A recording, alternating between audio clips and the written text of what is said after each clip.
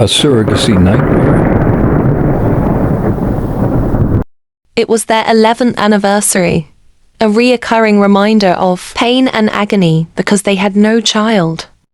Cynthia and Richard, a wealthy couple who lived in the country's capital, their love undeniable, their wealth enviable. But their home was silent. No laughter of children echoed through their grand mansion. The whispers and taunts from family and friends stunk deeply, turning joyful gatherings into moments of sorrow. The pressure weighed heavily on Richard. One day, when he was in his office, he received a phone call from his mother, asking him to come and see her at close of work. Sensing urgency in her tone, he agreed immediately. Richard sat across from his mother in her living room. "Richard, you need to think about the future." As she spoke in a hushed yet firm voice, "You and Cynthia have been married for 11 years without a child. You may love her, but you need an heir. There's a girl I know. She's willing to have your child. Cynthia doesn't have to know." Richard's expression hardened. "Mum, I can't betray my wife that way. The doctors have confirmed that both Cynthia and I are medically fine. Our time will come. And I refuse to go behind her back." His mother sighed in frustration. But Richard stood his ground. Without another word, he stormed out of her presence, his heart pounding with anger and disbelief. Left with no choice, Cynthia proposed surrogacy, a concept Richard initially resisted. But after much persuasion, he relented, and their hope for a child rekindled. Cynthia had someone in mind. Lavra, a beautiful and diligent employee she had known for 5 years. With a promise of 10 million naira, Lavra agreed to be Cynthia's surrogate, accepting an advance payment of 5 million naira. Joy filled the air as the surrogacy journey began. 3 months into the pregnancy, Richard and Cynthia decided that Lavra should move into their home to receive the best care. However, their well-intentioned gesture soon turned into a nightmare. Lavra began making advances towards Richard. Richard wasn't having it, so he decided to inform Cynthia. But Cynthia waved it off, tagging it to pregnancy hormones. Weeks later, Cynthia returned home one evening to meet Lavra in a compromising position with her husband. She confronted Lavra with a shaky voice, reminding her that she's on a contract and should stay professional. "I know why I'm here," Lavra sighed with a harsh tone, "but I'm human and I have feelings too.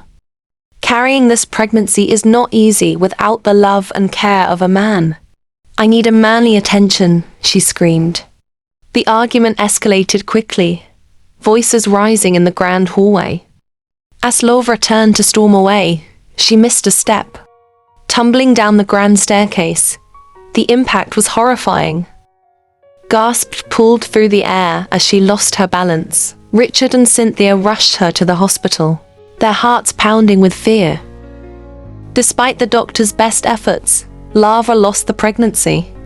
The devastation was unbearable.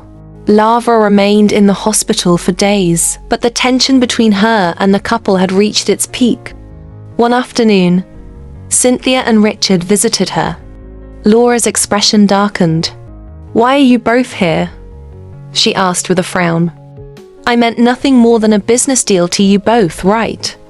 Cynthia's eyes filled with tears. "Lavra, you're wrong. We cared for you." Lavra scoffed. "Indeed," she said, while tears dropped down her cheeks. There was no coming back from this. When Lavra was discharged, they parted ways, the air thick with resentment and regrets. Days turned into weeks and life returned to its fragile normalcy. Cynthia decided to seek help from her best friend Juliet, spilling everything to her.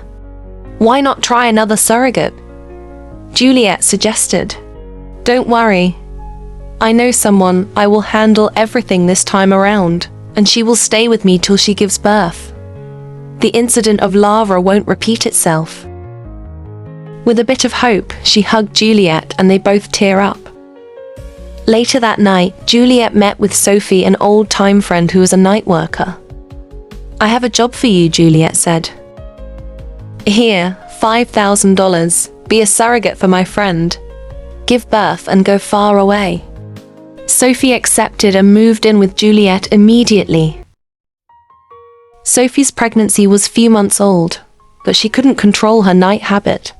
She frequently went out drinking and hanging out with friends at night, putting the pregnancy at risk with her reckless behavior.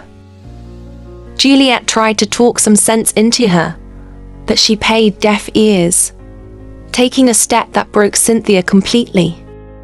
By morning, Juliet woke up to a heartbreaking letter from Sophie. It reads, "9 months is far too long for me to wait to return to my lifestyle. The wait feels unbearable, and I don't think I can hold on that long. Before you're done reading this letter, I should have successfully terminated the pregnancy." Juliet's heart sunk, her hands shaking. She put a call across to Cynthia, and the couple were broken by the news.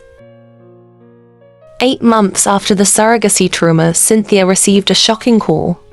"Your sister is in a critical condition and needs blood urgently." Richard and Cynthia stormed out immediately that night to the hospital. On getting there, Cynthia was ready to save her sister's life by all means, so she decided to donate her blood. As standard protocol, the doctors ran some tests to know their blood compatibility. The doctor returned with an unreadable expression on her face. "Mrs. Cynthia," her voice measured, "you cannot donate blood because you are 6 weeks pregnant." Her voice echoed in Cynthia's mind as she looked at the doctor with shock. "Is this real?" she asked with excitement and tears of joy falling down her cheeks. "I can't believe this," she said, conceiving naturally after 11 years. With excitement, she collapsed into Richard's arms as they rejoiced together. Meanwhile, her sister received a blood donation from another donor and survived, bringing another wave of relief to the family. That night, as Cynthia sat in her room, she wrapped her hands protectively over her tummy. Richard sat beside her, touching her tummy as he whispered, "I told you our time would come."